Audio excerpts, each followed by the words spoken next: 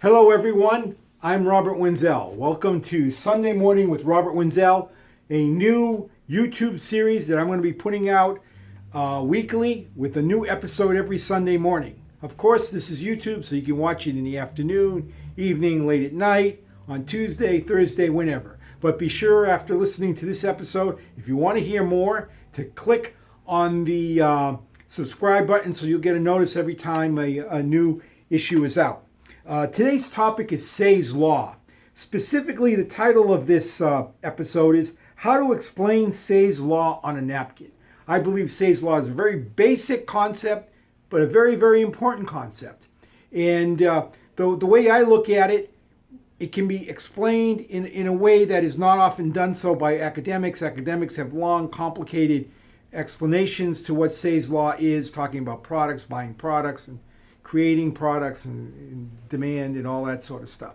I work with the basic phrase coined by John Maynard Keynes: supply creates its own demand. Now, it's not clear, but Keynes, again, probably coined it. He used it three times in general theory, and he was very, very good at coining all kinds of phrases. In the long run, we're all dead. All academic scribblers, all kinds of things like that. Terrible, terrible economist. Never believe anything he writes as far as economics, but a great guy as far as coining phrases. And he coined, most likely, supply creates its own demand. Now, then he went on to attempt to attack and supposedly destroy it, all terrible nonsense and all that sort of stuff. But I'm co-opting the term. Now, there will be some economists that will object to my use of the term. They say, you know, it's absurd that supply creates its own demand. But I will argue and show you here in a minute that it's a very, very simple concept, and the best way to explain it is just to put it out there that way. I explained it recently to a gal who was a mechanical engineer, and she says, well, I have a better explanation. I said, well, what is it? And she said, and I quote, Say's Law is an increase in the supply of an economic good that will shift the supply curve and result in a new equilibrium point with quantity demanded in a new market price. Now, she's absolutely right. This is it. But it's complex phraseology. It's not the kind of stuff that people are going to be able to remember or really understand. In a lot of people, unless you're a real academic, you're going to reject it right away. So if you're trying to get to the layperson, you're not going to get to him with phraseology like this. It's good for a mechanical engineer. Hayek taught that there were two kinds of minds. I think there's probably a dozen or two dozen. And a mechanical engineer, software engineers, they certainly talk or think in multiple phrases, and they can hold different phrases in their mind at the same time. Sometimes putting them back together the right way, very often not so much. But anyways, I'm going with supply creates its own demand. And I'm going to show you why. And allow you to follow along with every step, what I'm doing and why I'm doing it. So the first thing I'm going to do is I'm going to draw a demand curve. This is basic stuff from Economics 101. And what we're doing here is this is going to be a demand curve for BMWs. So let me draw this here. We got our basic X and Y axis. By convention, quantity is on the x-axis and price is on the y-axis. By the way, I have a lot of problems with the way supply and demand curves are taught in economics classes, and I'm going to do episodes in the future about that where we can really rip them up. And if you're a college kid and you want to mess with your professor, I'll give you questions to ask him that'll throw him off.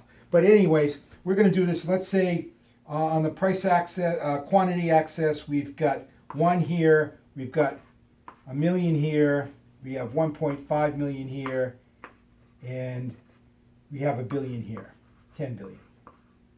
Okay? Obviously, this is not to scale. This is just illustrative. I'm not trying to determine the exact demand or anything. It's illustrative of what the demand would look like. So we'll do 10 cents here. We'll do $30,000 here, 40,000 here, and 25 million here. Okay? Now we're going to say at 25 million, there's probably not a lot of buyers. Okay?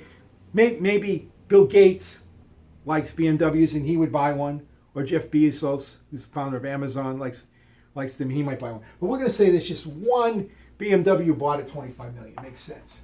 But as the price drops, you're going to get more buying. Okay, at 40,000, you're going to get, we'll say, a million, and at 30,000, it goes to 1.5.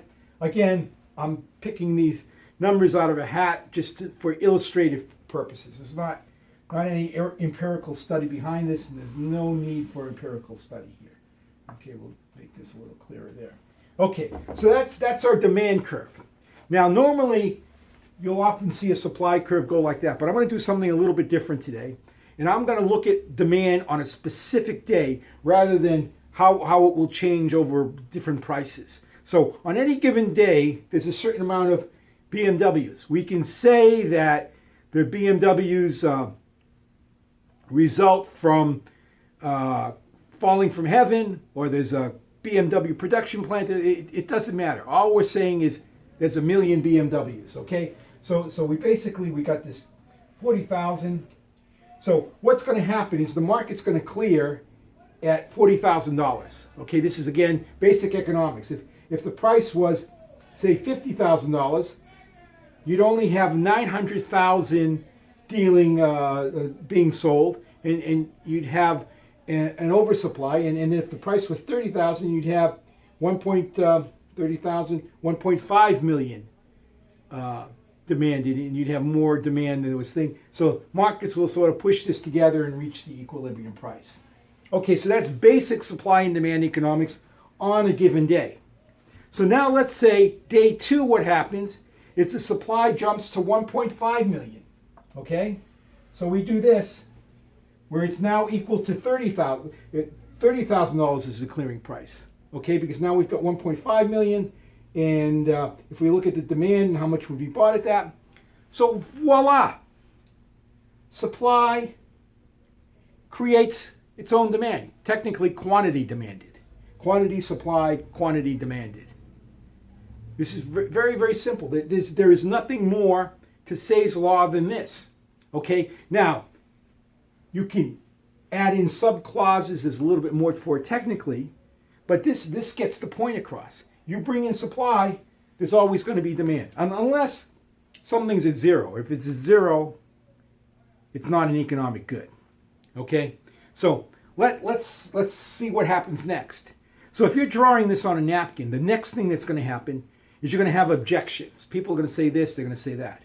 A good salesperson, when he makes a presentation, he's ready for the objections. There's probably, for any product, there's maybe 10 objections, and any given individual will raise maybe 1 or 2. But this is all part of the full presentation.